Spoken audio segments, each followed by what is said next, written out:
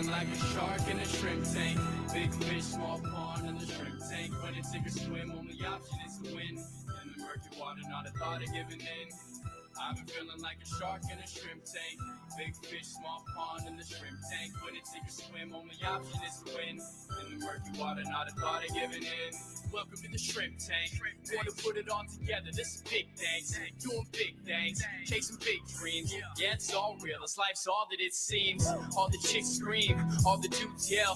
This is just what I do and I do it well. With the flow fresher than the new shoe smell. Going through hell, well homie keep going. You know the saying, you gon' reap what you sow in. So I don't chase girls, I just chase dreams. Play the same game, but we ain't in the same league. Running a campaign, Roadie 2016. Like a phone to die, putting me in charge. I'm a general, from the front I'ma lead the charge. Like a federal, fell on my lap never. Going hard as ever. Good morning, everybody. Welcome to the last episode of 2023 down here in Boca Raton, Florida, in the Oz Digital Studio within the Shrimp Tank in collaboration with the FEU Adams Center for Entrepreneurship.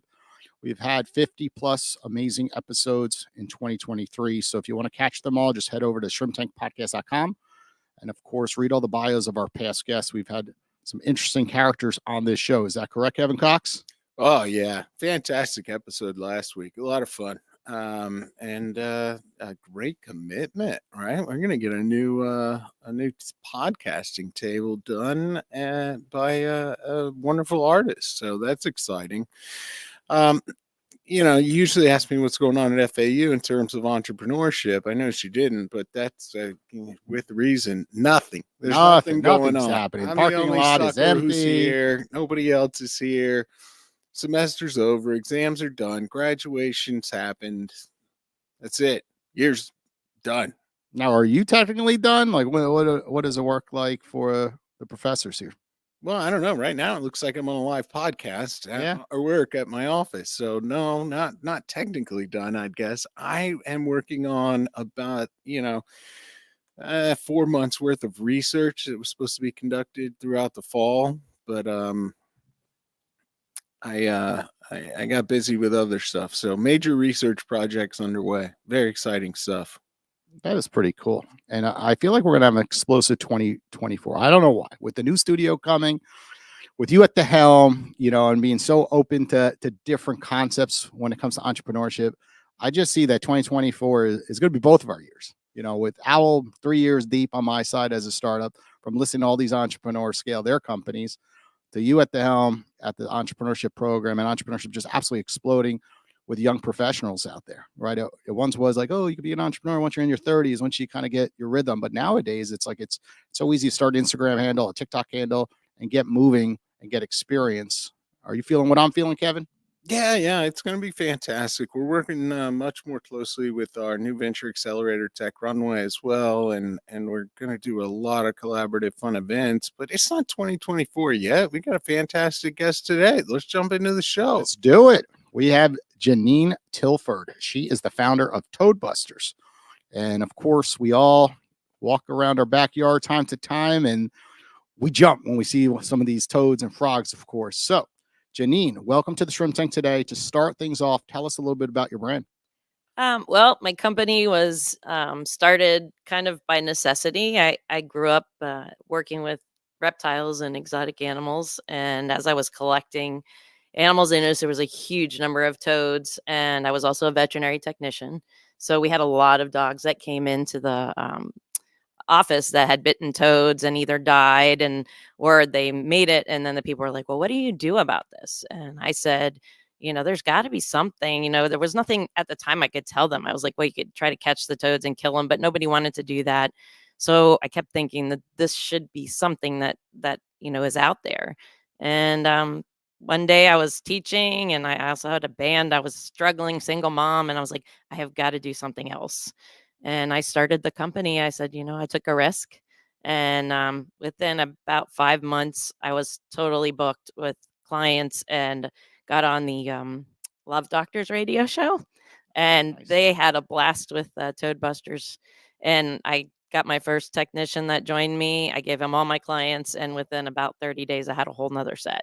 And we just continued to grow from there. And how many years have you been in business? We're going on our 9th year. Oh, Wow. I love the name, by the way, Toe Buster. Thanks. Yeah. Super simple. I see so many entrepreneurs make mistakes where it just doesn't come right off your tongue, too many syllables, but Toe Buster's super simple. And then, of course, your website looks fantastic.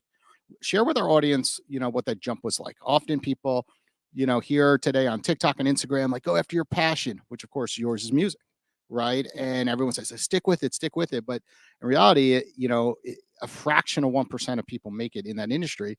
And sometimes you have to say, okay, well, I have passion in other areas as well. And I could always go back towards that while I'm doing, Toe Buster. So tell us what it was like to kind of, switch gears mid-career.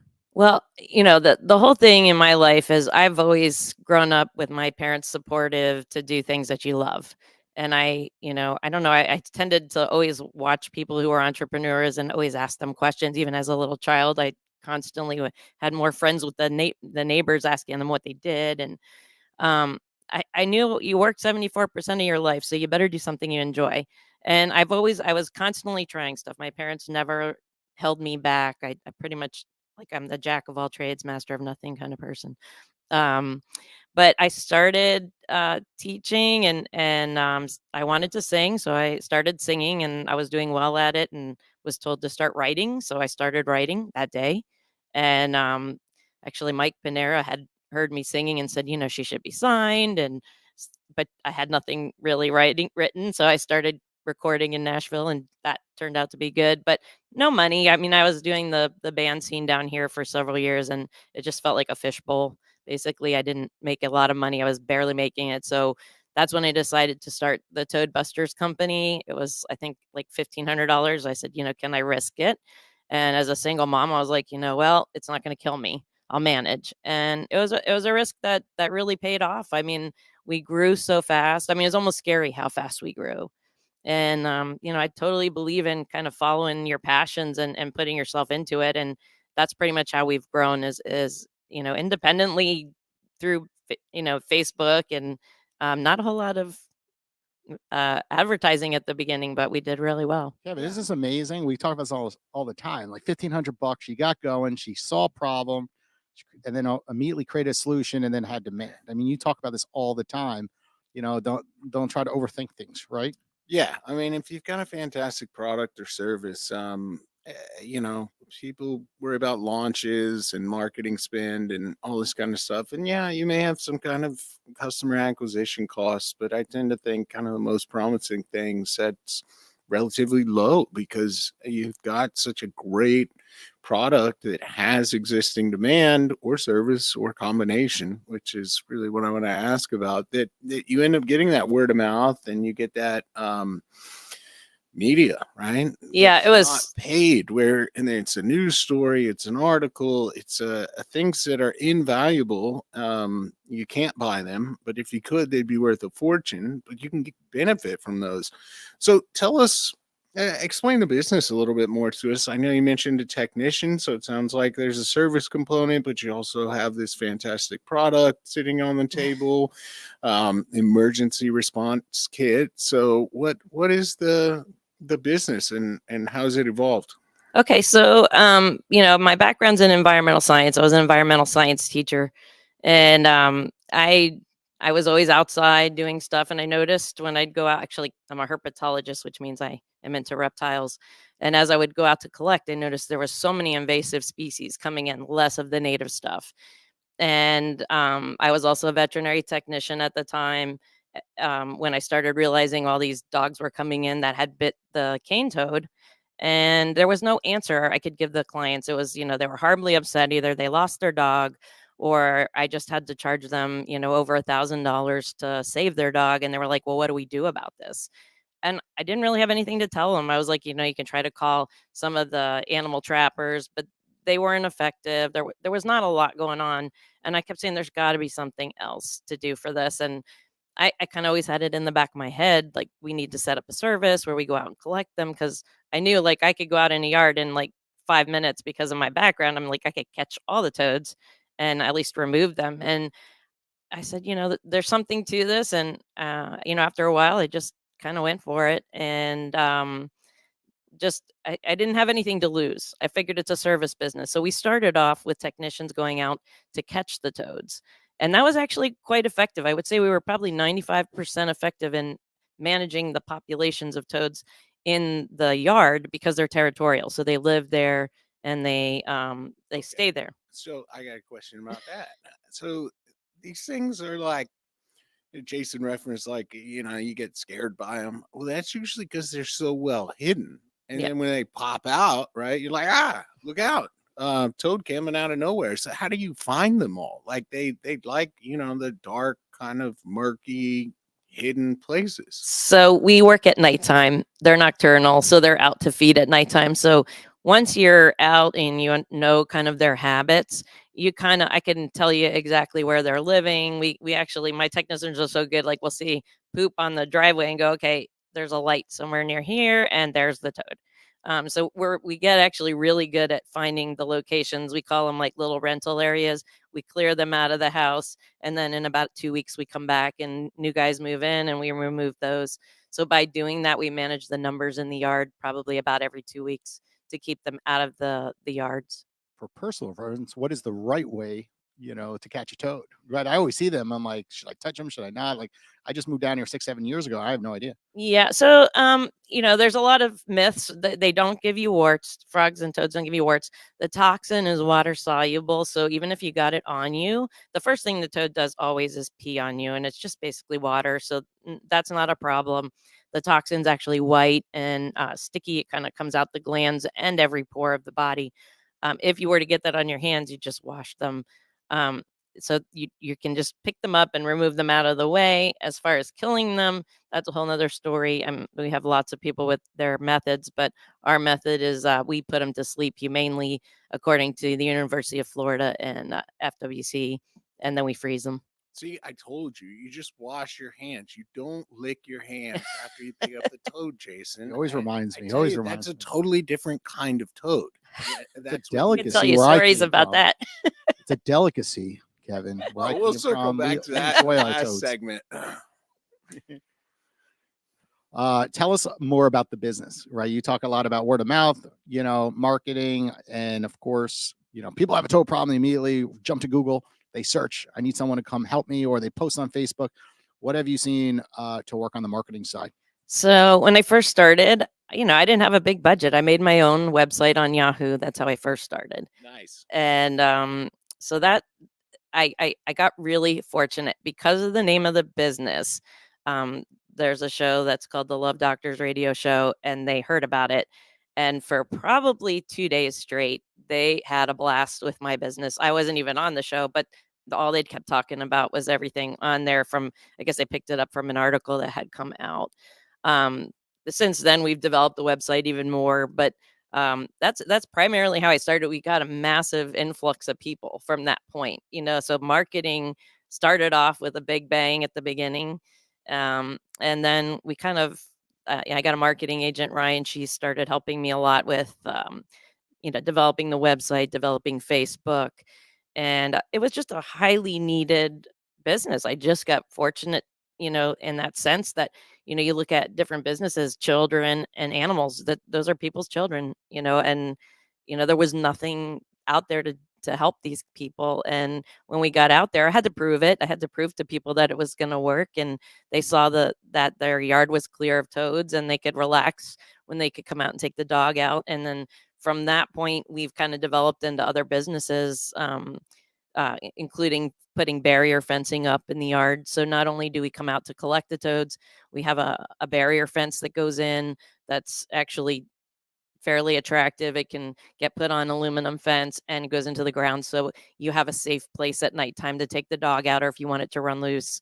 From there, we kind of broke into an emergency pet kit, which basically when your dog bites a toad, you have something, including directions on handling the bite. So you have more time to get it to the emergency vet. So that from there we went into that, and we've got a few other companies that we're developing and patents that I'm working on right now for other invasive species that are causing problems. So are these one-off customers or very repeatable customers? Right? I Repetitive. have a house and I see a couple toads here and there, and then I don't. Right? I don't have a pet, right? So I'm less concerned, but I completely understand if I had a pet, it would make me very nervous and I'd want to call you more frequently. So explain kind of the lifetime of a customer, for example? So I can tell you, majority of my customers have been with me since they started. I have customers that have been with me for 8 years now. It's a continual business. It's basically a service that we provide every 2 weeks. So they have a technician. That technician comes out every night at every 2 weeks, and we manage the population. Unfortunately, as much as I'd like to say that we would be able to remove all of these toads from Florida, they are just continually moving north. I've actually gotten even calls from Alabama of dogs getting into the toads. But it's a continual thing. We're probably up to about 6,000 clients at this point. So you said every 2 weeks. So this is a recurring revenue business. This is amazing. Absolutely. So it's like when I have a bug person come out and I sign a contract. They come out once a month in my situation, and then it's just automated. They're Yep. on auto bill, which is one of the best businesses, of course. Kevin always talks about this in his classes about recurring payments and service businesses. And it's important to find a customer that continuously needs to call you back.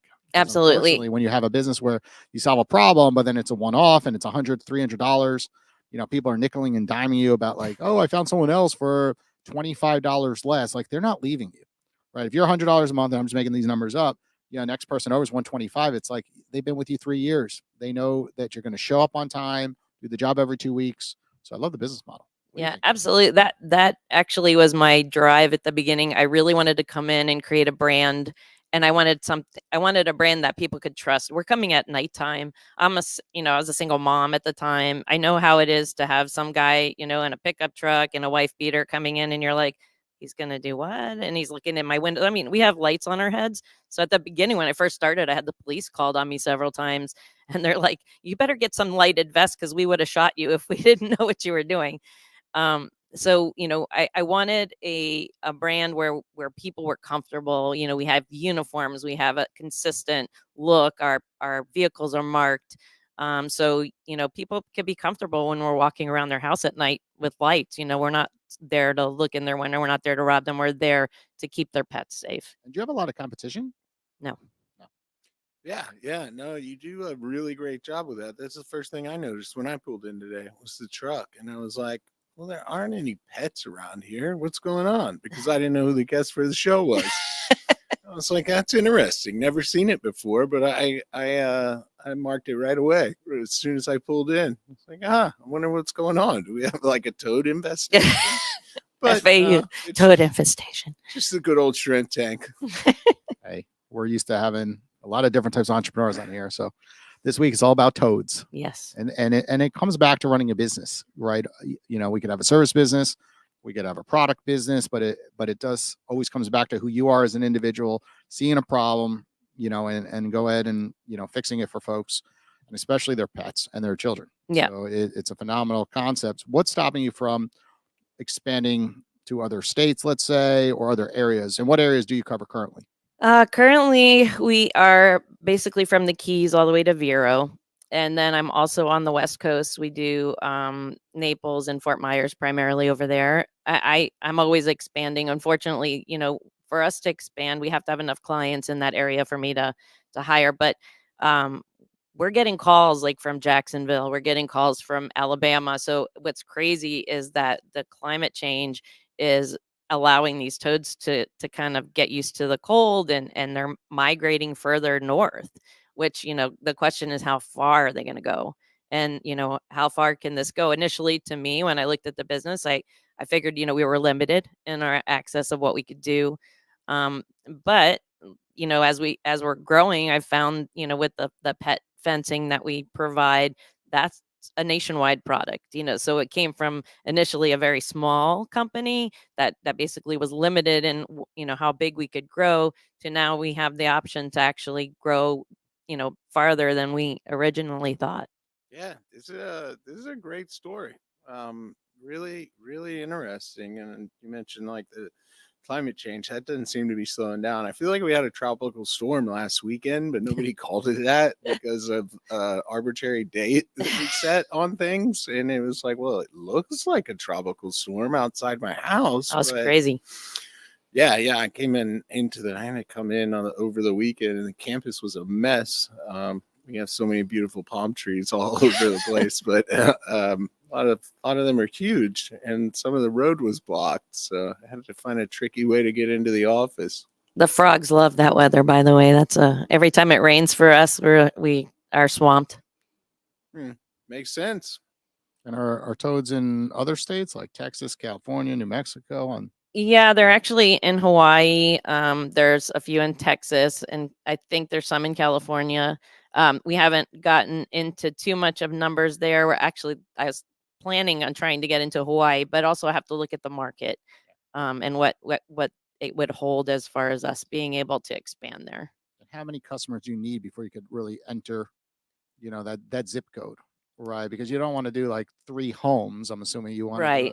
the whole block or a whole, a lot of big communities are down here with like 300 to 500 homes in one community, and then of course, like I get knock on the door and everyone follows the lead, like, oh, that person, hire this individual, and every other house hires that same, brand, for example. Right. Yeah. So I would say, I look at what a technician can handle. Yeah. So my technicians are between, 40 to 50 clients. And that pretty much would justify, starting something there. So like right now we're at that point in Naples and Fort Myers. We're probably getting to the point now where we're gonna have to start expanding and getting another person over there because I'm there every week now. Okay. Well, we're going to take a quick commercial break here from one of our sponsors. When we get back, we're going to jump into our hot or not segment of the show. Look, Google is smart, but owls are wiser. Instead of spending an hour sifting through ads and clickbait BS, get the answers you need from qualified experts immediately. What is Owl? Think a best of edition of Google, Cameo, and Clubhouse, all rolled into one app. Owl is an app where you can get advice through secure, private, live voice calls, tailored specifically to your questions, and all in real time. Need marketing or PR advice? Owlet. App or software development? Owlet. Healthcare, investing, social media, grant writing, education? Owlet. Coming soon. Owl, one-on-one with sports legends, singers, actors, celebrities, and more in real time. That's super exciting. Who? Owl. That's OWWLL. 2 W's for twice as wise. 2 L's because you'll really love it. Owl. Connect. Learn. Grow. Now available for Apple or Android. Download Owl today on the App Store on your device. Hey, everybody. Welcome back to the Shrimp Tank. That was a commercial by the Owl app, and it was really unique. Lawrence Gartell was our guest last week, and I saw him take at least 5 calls so far, and he is loving that platform. And Jeannine will be our featured expert of the week on the platform. So if you want to chat with her about anything that we're discussing on today's show, of course, call her 101 on the Owl app. Okay, Jeannine, on this segment of the show, it's called Hot or Not. I'm going to dive into a subject and tell us why it's hot or not. What about working with commercial businesses, right? We're sitting at FAU, right? There's got to be gazillion toads running around. Sometimes I see all students walking with dogs. So just commercial properties in general, hot or not to do business with? Hot for sure. Okay. Looking at that, we actually do have contracts with the larger communities because the primary place where they like to breed is golf courses, and we love building these homes sites out west with the ponds and the lakes, and it's super territory for them, so they do really well. So I'd say my majority of clients are in those areas, and having those golf courses under contract, we can remove thousands of toads and really keep the numbers down in the community. So interesting, because I live in a community in Parkland with about 500 homes. So of course, if they bake it into my common fees, right, we barely feel it. $5 per home, right? Right. $1 per home, sometimes whatever it might be. But then it obviously lowers the amount of toads per house. So I guess from that standpoint, you rather the bigger deal with the community versus them not signing up, because sometimes it takes a while. Like the board members can never get along. Then they're like, it's too much money. People could just be responsible themselves, because if half the homes get it in the community, then it might do the job. I'm just kind of Absolutely. how it might work. You hit every roadblock that we go through. So basically, trying to convince them that removes the largest number of toads and helps everybody in general. But we still have our regular clients in there. We try to give everybody a break when we're under contract with the community, so that you can still have our service and make sure your yard is safe. And new clients get a break on the initial consultation fees and stuff that we charge. Makes sense. All right, so we know the toad business is hot. What about other invasive species, hot or not? I know my neighborhood, which backs up to a golf course, has been overrun. We've been overtaken, in fact, by iguanas. So Oh, no. they largely control the neighborhood now. We actually disbanded the HOA and we just let the iguanas make most of the decisions for the neighborhood. Yeah, unfortunately, South Florida, we are a haven for everything that comes from Africa or South America. One of the things that I'm expanding on right now is we have this worm called New Guinea flatworm, and it carries the rat lungworm parasite. And I don't want to scare everybody, but that parasite, we're seeing dogs ingesting it and dying from it. Humans have actually ingested it and died from it. It's all over the world. And we've been working on a patent of stuff that we can spray on the yard that's safe, or spray on produce so that when you eat your salad you can be safe. That actually kills the worm, and that transmits the parasite along with the slime coat that they leave with feces that carry the parasite eggs. And it also keeps them out of the area. It's got a way to a residual that they don't like. So if it's sprayed every 2 weeks or so, you can keep the worms off the playgrounds. It keeps the snail populations down, which they infect and eat. They eat the earthworms, which are decimating the population. The New Guinea worms are decimating the earthworm populations in France right now. It's just huge. So when we get that patent, I think it could be used agriculturally on every product that either gets transported from state to state or country to country, or also all of our vegetables that come in from the farms. They could be washed in it, dipped, and then rinsed, and then taken to the market. So I'm pretty excited about that product. Yeah, that's really interesting. I hadn't even heard about the worms. I think I heard about some giant snail thing. That's a thing in Miami. But Yeah, we I have hadn't we have even that. heard about the worms. If I told you, it actually is a news thing coming up in about 3 weeks on WPTV. They just did a show with me, or an interview 2 nights ago on the worms. It's scary. I'm telling you, like, if I show you them and how many we have here, it's they're climbing over kids' toys in the playgrounds. I mean, I just had a client call me in Orlando. I drove up there. Her cats ingested four. They're climbing into her windows, into the house. I can catch about 60 in like a 12 by 12 pad of grass. That's how thick they are here. Wow. What about snakes? Right. When I look at my backyard, I'm like, there's toads, and then occasionally, once a year, there's a snake. Oh, we love snakes. For the most part, being a herpetologist, I love to see them. They're good. They manage our rat and mouse population here. Generally, what you see are native, non-threatening snakes. Occasionally, we have issues as we go into these areas where we're breaking in preserve. Like in Sturt, they started having a lot of rattlesnakes because they were going into the preserves there. So the one thing nice about the mesh that we provide, it keeps the snakes out, especially non climbing ones. So like the rattlesnakes, the cottonmouths. So not only, can we provide that safety net for them where they can let the dog out and not worry about the rattlesnakes or, venomous stuff in their yard. It's kind of cool. Yeah, that makes a lot of sense because once it starts with a conversation about toads, but then inevitably it leads to their pet, which is like we don't want anything in our yard. We don't want iguanas. We don't want Kevin. Right? Kevin can't get through this fence, of course. Sometimes you can't, the raccoons, all the animals, they can't get in. They're kind of creatures of habit. They just kind of move right along to the next house. There you go, Kevin. Can't get in. He goes to the next house. Gotta go to the next one. Yeah, and you heard her. One without that protection. Snakes are good, so you don't need to be so scared and freaked out. Tell us about the box here. Right? Is it hot or not to sell this on Amazon, for example? Definitely. A lot of people distributing there, right? And then unfortunately, sometimes it goes south, right? But not this. This is a unique product. Yeah, so I would say Amazon probably no, only because it's we're a limited market. Amazon's kind of worldwide. We don't have, I guess this would primarily be in areas that would have toxic toads. It would be usable in every place like that. But it's a great kit to have because when your pet bites a toad, it's a horrifying thing to see. The dog starts to salivate, the eyes dilate, they vomit, then they can go into a seizure, and it all happens within minutes, sometimes seconds, depending on the size of the dog. So this kit actually prepares you just like you would learn how to do CPR. It has a booklet in it that teaches you what to do, what steps to do, have your emergency vet on call. We have everything in there. We have the wipes and the stuff to wipe the mouth out. We've got activated charcoal, which the dog can ingest if it's still awake and not seizing, to help bind with the toxin that's still in the system, to give you more time to get to the veterinary office. We've actually had a lot of great response from veterinarians saying that their clients have saved their dogs having this kit. Because when you don't know what to do and you're panicking and you don't even know the pet emergency, we're talking about 10 minutes. So just think about 10 minutes that you're fiddling with the phone, trying to find pet emergency and what do I do and what should I be expecting?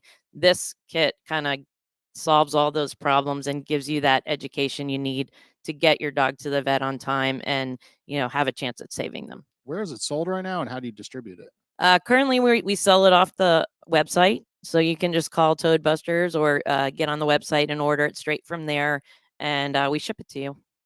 All right. What's the pricing? Currently, it's $99 online. So it's not some kit that you use once. It can be multiple times you can use it. It's not a one-time deal. And we're just getting ready to upgrade it with a CPR component. So I'm pretty excited about putting that into the kit next. All right. One more question about the kit then. As we know, my co-host Jason sometimes likes licking toads. So if he licks the They're so tasty. wrong kind of toad, trying to make a weekend out of it as he does, will this kit work on him? Possibly, we could give him some activated charcoal, but I'm going to tell you, of course, I was a science teacher in high school, so we had lots of questions about these toads. And I watched a video about a guy who did every kind of drug in the world, and he tried the toads, and the process to get the toxin, to get it to the point where it's an actual drug, he said he would do anything else besides this toad. So it's not the Colorado River toad. The bufo toads are not the same kind of reaction that you want to get. So I would stay away from it. It does affect the heart, the toxin, so it can kill you. How long has the box been out for? We've been doing this for about a year now. Nice. Well, it's a great way to also partner, with like we have furry friends, was it? Yeah, furry friends in the Jupiter area.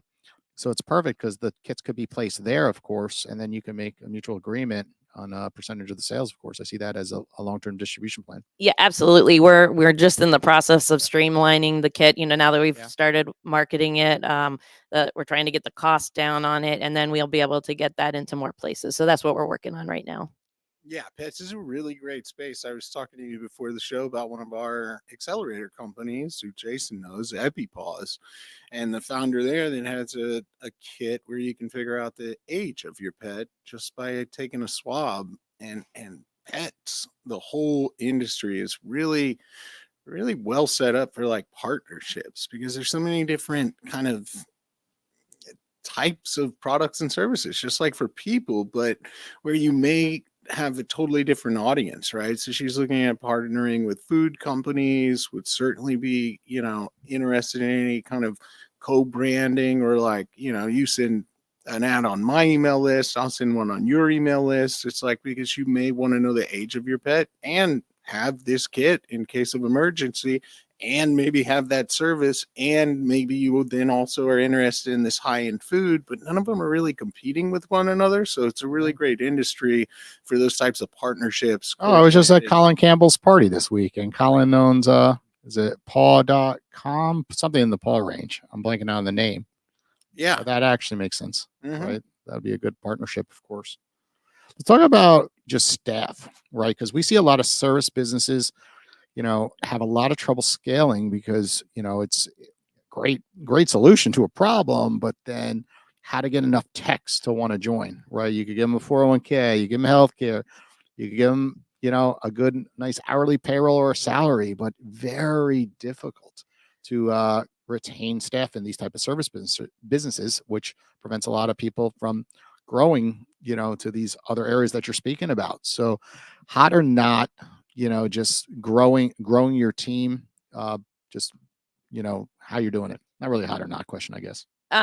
Yeah, it definitely can be an issue. I have worked in every business and worked for a lot of people, so pride myself in trying to be the boss that I wanted. I can tell you that I would say 95% of the guys that started with me are still with me currently. It is hard. I do everything myself, when I need to. So I'm still involved in the business. I think that that's one of the things that the clients like. They know they can reach me. But my guys, once I talk you into doing it, I definitely like my son works for me, and then his girlfriend was like, "I'm not touching toads. No, no, no." Well, now she's one of my busiest techs. So slowly I get people in after talking to them. I was able to get some security guards at the places I go to. I'm like, "So how's it going?" And they're like, "What do you do?" And then I start talking. Oh, I'm not touching toes. And then the next week they're like, "How much do you get paid?" And it's nice because it's a part-time job that has a potential for full-time salary. So you can work during the day, and then you can work a couple days a week at nighttime and make that extra bit of money that you want, and you don't have a boss over your shoulder. You work your own hours for the most part. You develop your own clients, and when I tell you my clients love their technicians, it's so hard when we have to make an adjustment in territory because they're like, "Well, we don't like this new person." I'm like, "Well, she hasn't even been there yet." So they get very attached, but we've been fortunate. I'm super thankful. The fencing is a little bit of hard work, but I have got such an amazing crew right now. I can't even tell you how grateful, because that took me out of the field of installing, and I've got some good people behind me right now. What is the night shift? Right. When you say like they come by at night, I'm like, oh, I don't want to be looking at my back door and see at 1 o'clock. I'm like, who is that? Yeah, well, I remember when I was collecting, we worked for Bruce Springsteen, and I had to go in there at nighttime, and you try not to like look. You're just like, I'm just looking for the frog. We actually saved their dog. They were really awesome. But yeah, we collect at nighttime. They're nocturnal, so my guys go out in lighted vest with a headlamp and their little bag and net, and we collect at nighttime. So if they're generally there 20 minutes, we text the client on the way in. They know they're coming. So it's not a surprise. And then, like I said, it's one of those things that you get comfortable because you trust that person and they trust us. And that was a real important thing when we started the company, was to have that trust, because, you're in a kind of a vulnerable place at nighttime, walking around the house. You want to know that the person that's there is trustworthy, and you don't have to worry Or about the it. other way. I mean, the technicians go into a bad neighborhood and they feel uncomfortable. Right? Absolutely. Go to places where like Kevin lives. I mean, Kevin's messing around his backyard. He's got fires in the backyard, melting stuff all the time. I would be concerned going to Kevin's backyard. All Yeah. these iguanas that are hanging out with him. We had a couple scares a couple times, if the addresses get mixed up, and we've had the technician in the wrong yard and the guy comes out and threatens to shoot the person. And we are highly lit up. This is my safety's number one for my guys. So it can be an issue, but we try really hard. We've got a lot of fail safes to avoid that happening. Nice. Yeah, the challenges in the state of Florida. You don't want to run into somebody standing their ground at the wrong address. No. Yeah. Well, we're going to take a quick commercial break here for one of our sponsors. When we get back, we're going to jump into our Plead the Fifth segment of the show. Step into our state-of-the-art innovation lab and create your digital future.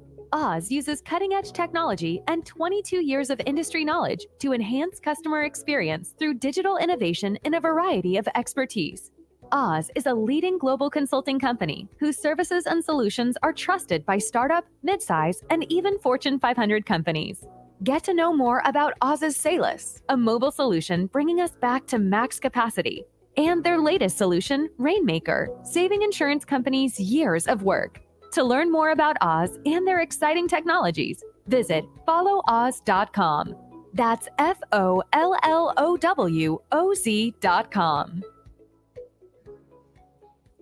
Hey, everybody. Welcome back to the Shrimp Tank. As a reminder, we are now streaming live on Instagram, Facebook, just about everywhere. I guess my LinkedIn account, Jason R. Hill, and the Adam Center at Shrimp Tank Boca. So check it all out if you want to watch all these episodes live in the future. So, Jeannine, on this segment, it's called Plead the Fifth. You could only plead the fifth one time. If you plead the fifth 2 times, you're going to have to give Kevin over here a free service to eliminate some of the toads at his home. And be careful because, like you mentioned before, the break, it's a scary scene out there with all the iguanas.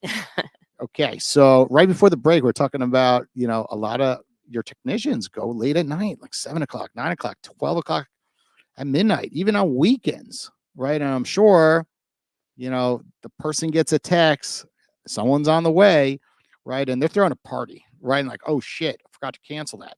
So what is the craziest story 9 years in business a technician has walked into, or plead the fifth if it's too uncomfortable to talk about? No, I have several stories. I guess, the funniest one for me was I had a lady call 911 that there was an alien in her backyard. Yeah, Shoot. she saw the lights, the red lights, and she called the emergency thing saying that there was aliens in her backyard. So that was probably one of the craziest times. And then during December, we constantly get caught off guard saying, "Oh, you guys are Christmas carolers," in the back. And then there's the women that have drank a little too much and come out and proposition my technicians. Oh, There wow. we go, Kevin. Exciting. All right. Well, I've got another one for you. So, um, if Jason is looking to have a wild time one weekend, which toad toxin do you suggest? Well, I don't recommend any toxin. Just stick to the vodka cranberry or Tito's. No, no No, recommendation. No No. recommendations, Kevin. All No, right. I would steer way away from this toxin. This is not a, this isn't, I have not heard any benefits from these toads at all. Interesting. What else you got? You're not going to get her to plead the fifth, Kevin. You run out of Oh no, the ones I over got here. plenty of other Usually, you're the one that questions. throws all the hard balls, and I throw the softballs. Okay, let's just talk about just staff in general, right? Staff is very hard to manage 9 years in a row, right? Have you ever had a partnership fail? They were your partner, and you guys went your separate ways. We see that so often in the shrimp tank early on. It's like, I just don't want to do this myself. I want to have a partner. Join, and then something occurs. Different mindsets, different people, any type of partnerships that have went their separate ways. I will have to tell you that I have been blessed with watching my parents have partnerships that failed. And I learned early on that partners are, if you can do something yourself, do it yourself. I have a partner that helped me bring the Toad Kit into play. They brought it up to me, so that I give them 100% credit that they brought that in, and then we've developed it from there. And they're more of a silent partner, and I do have a partner in with the patent, but I needed to have that. He's a science PhD, so he had to develop the basically the chemical competition the chemical combination for us to have it patented and stuff. So, but I was very strategic and looking who I was bringing in, and we have an even balance of, who does what. And so I feel very confident with, both those partnerships that, you know, I'm not going to have an issue, but I try to steer away. I do it myself when I can. All right, so toads are on the move, right? They're migrating north, I guess, right, into new markets and new opportunities. Have you ever thought about franchising the business? As we know, on the shrimp tank, there are downsides and upsides. But one of the upsides is it's a way to more quickly, potentially expand an existing business, becoming a franchisor in your case, and offering other people the opportunity. Yeah, I did look into that. We're in such a small market, a niche market, that I don't think that would, fit, what we need right now. I think if it did expand like to the point where we could be all over the United States, yeah, that's a potential possibility. But right now, we're able to manage, the company how, with the areas that we're in at the moment. I don't think franchising would be a fit for our company. All right. Do you have any just really interesting reptile or amphibian stories from your background dealing with so many of them? So I guess, I grew up, I had an import export company. So I was one of the first women in the reptile industry. There was probably 3 of us back in the day. And let's see, I worked with every venomous snake you could think of. I remember at the time my husband came home with some new snakes, and he opened the bag and trying to show me something, and he dropped the bag and like backed up, and 3 snakes flew out of the bag into my house. And I'm like, "What is that?" He says, "Those weren't the skinks." I'm like, "Okay, so what is it?" He says, "They're Walternesia." And I'm like, "They're very venomous." Okay. So he's like staying away from it. And I'm like, okay, I know where they are now. One's under the stove, the other one's in the bedroom. So I was out chasing the snakes, catching the snakes while he was panicking about the whole thing. But yeah, we've had some crazy stories. I had pet bats. I had tarantulas crawling in the bedroom at nighttime, a ball python going over my fan. So this import export, when you say you're one of the only few women in the business, like what is the business? Is this the exotic pet business primarily? Yeah, back 20 something years ago, when the pet trade was growing, I kind of came into it toward the end of when it was like really crazy and they had when kind of there was the drugs involved with the pet trade. But it was an interesting time. I mean, I got to see a lot of animals and experience all kinds of stuff going on then. And the stories I could sit and tell you, we could be here for another week. Well, I'm just going to ask about one. So I know celebrities are known for loving and having kind of exotic pets. Did you ever deal with any celebrities, or are there any that you would reveal that made a very odd request? So I got to meet some interesting. I got to meet Kerry King. He came and bought some snakes from us. Slash actually shut down our expo, I guess, once he came in to buy some reptiles. And then Michael Jackson also bought some big tortoises from one of the importers that we had. And it was fun. We used to let the tortoises out in the big field, and then you could actually sit on them and ride them back into the thing. I think that's what I'd get.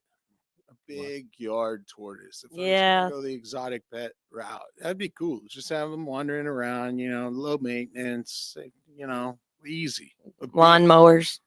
Yeah, I like it. Okay, we're not going to plead the fifth, Kevin, on the final show of the year. It sounds like you're going to Mm. let her get away. You're the hardball guy. Are you going to let her walk? Um, Oh no! See, What's look, the- he's thinking. what's the most illegal thing you witnessed being in the pet import export business? Good one.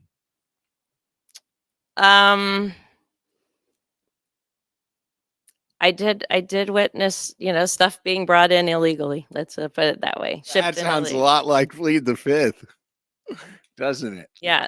And you share with us what was brought in detail. Yeah. Or No, plead the fifth. actually, everybody who did that, they were already spent their time in jail. So Oh, nice. Okay. Well, Jeannine, thank you for joining us on the final episode of the year. For our audience listening, if they want to get in touch with your business, what is the best route? they can reach us on our website. It's www.toadbusters.com or petprotectfencing.com. And we have a strong presence on Facebook and Instagram. So just check us out. You can Google us. It pops right up. Awesome. Well, thanks again for joining us here on the Shrimp Tank. For everyone listening, we'll be back in 2024 in our new studio. Take care, everybody. I've been feeling like a shark in a shrimp tank. Big fish, small pond in the shrimp tank. When it take a swim, only option is to win. In the murky water, not a thought of